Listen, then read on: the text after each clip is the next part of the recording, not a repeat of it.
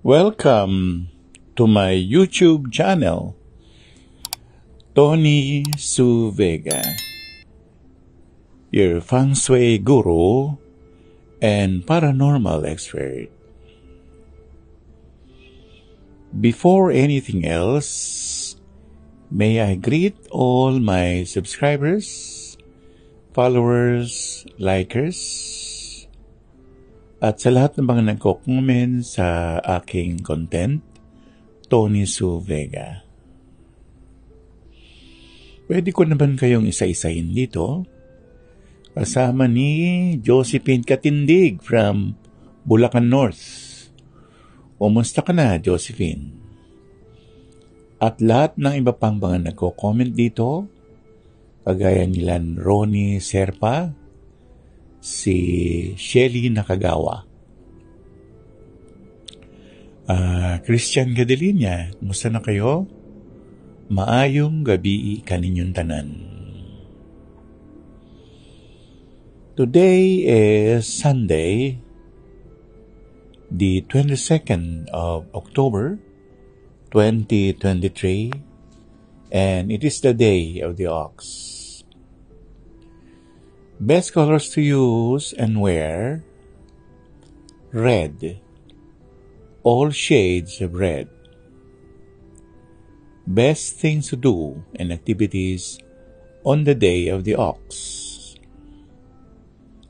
Ang ox ay yin, female, babae, earth, lupa, kun, G-U-N, at ang kulay niya ay dilaw.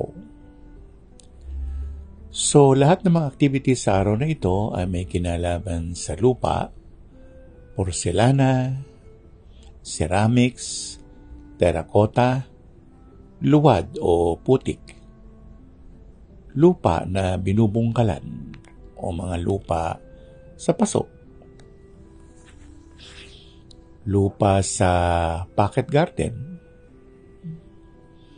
at mga gamit na gawa sa mga nabanggit.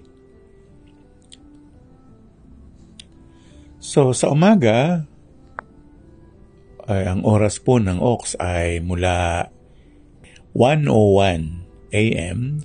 hanggang exactly 3 a.m. Yan ang eksaktong oras ng ox.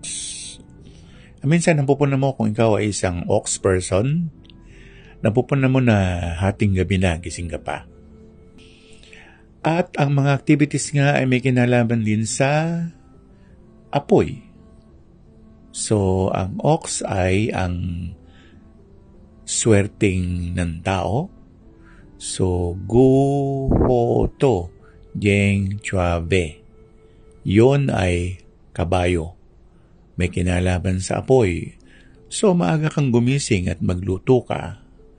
Mag-isak ka ng kamatis, sibuyas, at lagyan mo ng itlog. At mag-almusal ka na.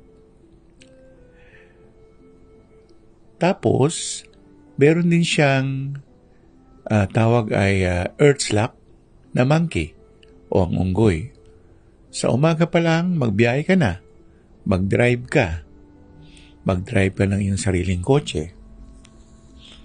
O sumakay ka sa bus o sa tren upang magbiyahe ka papunta sa iyong trabaho o sa lugar ng iyong negosyo.